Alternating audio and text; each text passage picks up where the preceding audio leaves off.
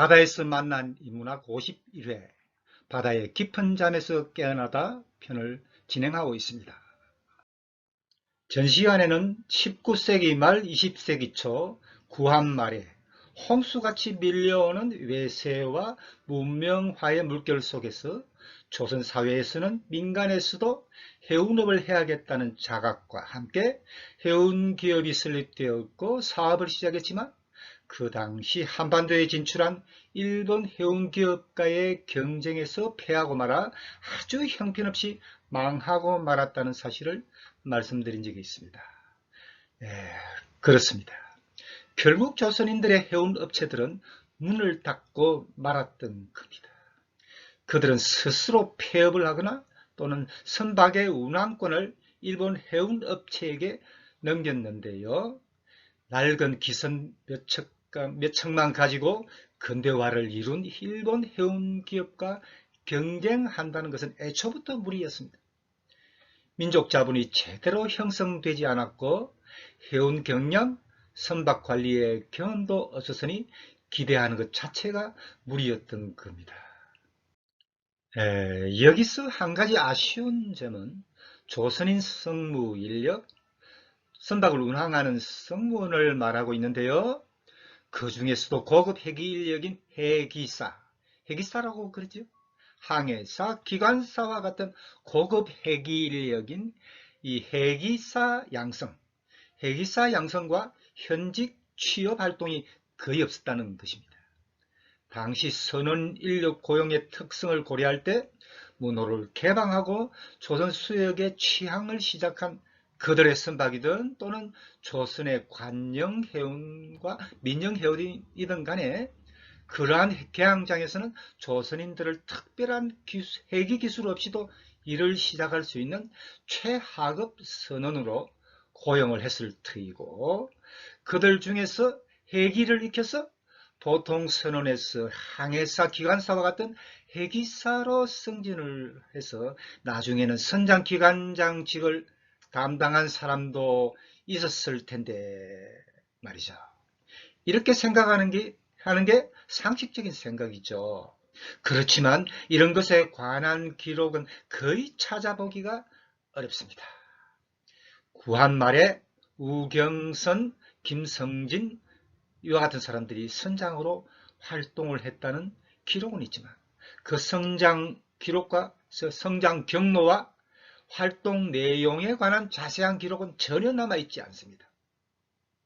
구한말 격동의 시간에 우리 조선 측에서도 해운업이 시도되고 실패로 끝났는데요. 그렇지만 해기 기술을 익힌 해기사들이 양성되지 못했다는 것은 아쉬움으로 남았습니다. 여기서 저는 해기전성, 이 해기전성이라는 말을 좀 해야겠는데요. 그런데 여러분, 우리가 흔히 해양국가라는 말을 흔히 하고 있지 않습니까? 해양국가의 가장 기본적인 조건이 무엇인지 아십니까? 여러분, 해양국가의 가장 기본적인 조건은 선박을 운항하는 기술, 해기 기술의 전승이다. 이렇게 말씀드릴 수가 있습니다. 이 해기 기술이 선조로부터 후손에게, 선배에게서 후배들에게 전승되는 사회, 그와 같은 해양사회를 가진 국가가 바로 진정한 해양국가이다 라고 말을 할 수가 있습니다. 그렇습니다. 해기 전승이 이루어지는 해양사회를 가진 국가가 진정한 해양국가인데요. 이 사실에 비추어 볼 때 선박을 운항하는 기술과 지식, 이 해기 기술이 전승되지 못한 점은 확실히 아쉬운 일이었습니다. 배를 부리는 기술, 그 중에서도 연안을 드나드는 뱃일은 종래의 기술로도 가능하지만 먼 바다를 오가는 일은 오직 문명화된 새로운 배를 부리는 기술인 해기로만 가능한 일인데요. 또 그것은 비록 아직 초보 단계였지만 한국 해운이 하려면 할 수 있는 시도였는데요. 그렇지만 우리는 그렇게 하지 못했습니다. 그렇게 시간은 흘러가고 있었던 겁니다. 모든 일이 새로운 문명, 과학기술, 문화에 대해서 민간에서 어떻게 잘 수용하는가라는 문제와 깊은 연관이 있었습니다. 해운업이 발달하기 위해서는 핵이라는 특별한 기술을 가진 인력이 필요한데 그 활동 공간이 바다라는 점은 더욱 불리하게 작용했습니다. 바다를 항해하는 뱃일은 조선 500년을 두고 가장 천대시한 직업 중의 하나였기 때문입니다. 대대로 내려온 이와 같은 열악한 해양의식이 적극적인 선원 양성과 회기 교육에 불리하게 작용했던 겁니다. 그나마 1895년에 조선이 개국을 하고 개항을 한 지 약 20년 정도 지난 시간인데요. 이때 조선 조정이 국비유학생 한만원, 박종서, 신순성을 당시의 선진 해양교육기관인 도쿄 고등상선학교, 이 도쿄 고등상선학교는 현재 국내 학제로 치면 고졸 이상 학력자가 입학할 수 있는 그런 학교였는데요. 3년 좌학, 그러니까 강의실에서의 수업이죠. 이 3년 좌학, 그리고 3년 동안 성선 실습하는 고등교육 과정이었습니다. 이 학 교육기관에 파견한 것은 괄목할 만한 일이었는데요. 당시 관독 민영, 관에서 감독하고 민간에서 경영한다 이 뜻이죠. 관독 민영의 해운기업 이윤사를 매우 불리한 계약 조건으로 니혼 유센에게, 일본의 니혼 유센에게 넘기면서 요구 조건 중에 하나로 조선인 해기유학 파견을 요구했던 겁니다. 조선 조정은 이렇게 해서라도 선원 양성의 불모지에서 이루기 어려운 해기와 해운의 꿈을 시도해보려고 노력했습니다. 1901년 12월 경술국지의 비극이 있기 딱 9년 전의 일인데요. 일본으로 해기 유학을 떠났던 세 사람 중에 한만원이란 분과 박종서라는 분이 돌아왔습니다. 한만원님은 귀국 후에 일시 해운활동에 종사했을 뿐 그 뒤 소식이 알 길이 없습니다. 박종서님은 귀국을 해서 무엇을 하셨는지 전혀 알려지지 않고 있습니다. 이분들보다 6개월 후에 돌아온 신순성이라는 분. 이분은 귀국 후에 조선에서 조선의 해운기업인 대한협동우선에서 성선근무 활동을 했는데요.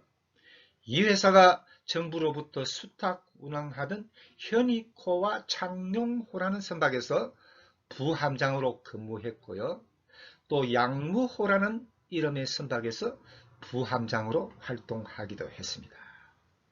그런데 말입니다, 여러분. 이분이 성선 근무한 선박에서 당시 이분은 유일한 조선인 해기사였습니다. 당시 조선이 운영하던 근대화된 선박이 몇 척 있었는데요. 이들 선박에서는 해기사, 항해사와 같은 고급 인력 해기사라고 그러지요. 이 해기사는 전부 일본인들이었습니다. 신순성님, 이분 신순성님이 유일하게 한국인이었답니다. 일본 유학 시절 수많은 어려움과 쇠잔해가는 약소국의 서름을 견디며 학업을 마치고 돌아와서 조선의 근대화된 선박에서 항해사로 성선 근무하던 신순성님이었는데요. 신순성님은 마침내 공식적으로 한국인 최초 갑종 해기면허 선장이 되었는데요. 우리가 흔히 말하는 선장, 바로 그 선장입니다. 정말 아무나 할 수 있는 일이 아닌데요. 그분의 꿈이, 청춘의 꿈이 이루어진 거죠. 그는 해양으로 진출하려는 당시 조선 젊은이들에게 빛나는 상징이 되어가고 있었습니다. 1910년 한일병합 당시 조선 해양의 상징이었던 신순성님은 항로 표지선 광제호에서 2등 항해사로 지위가 격하되어 승선하고 있었는데요. 본래 선장이었는데 나라를 잃게 된 신세가 되었으니 그렇게 된 걸까요?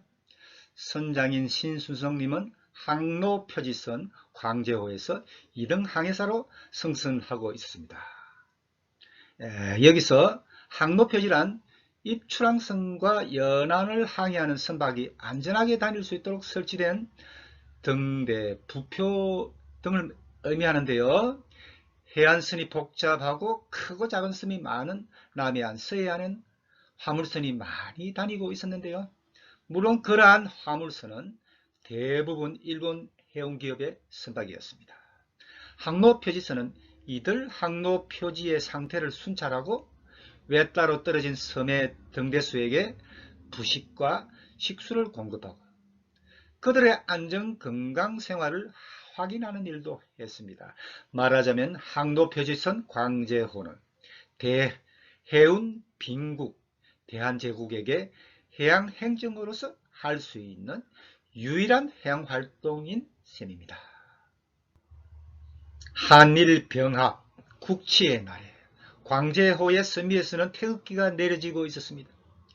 대한제국의 하나 남은 해양의 상징은 이렇게 그 깃발을 내려야만 했습니다. 광제호의 유일한 조선인 해기사 신순성의 눈가에 눈물이 고이는 순간이었습니다. 신순성은 태극기를 고이 접어서 선실로 돌아왔습니다. 그러고는 성성 근무 동안 이 태극기를 내내 소중하게 간직했습니다. 신순성은 언젠가는 회복할 바다의 꿈, 대양을 건너는 꿈을 꾸기 시작했습니다. 그 후 신순성님은 일제강점기 동안 오랫동안 해기사로 성성 근무했는데요. 이분이 간직하던 태극기, 구한말 대한제국 정부가 운영하던 항로표지선 광제호에서 내려진 이 태극기는 나중에 이분이 돌아가시고 이분의 아들에 의해서 세상에 빛을 보게 됩니다. 지금까지 인터넷 한국해양문학관 신호섭이었습니다.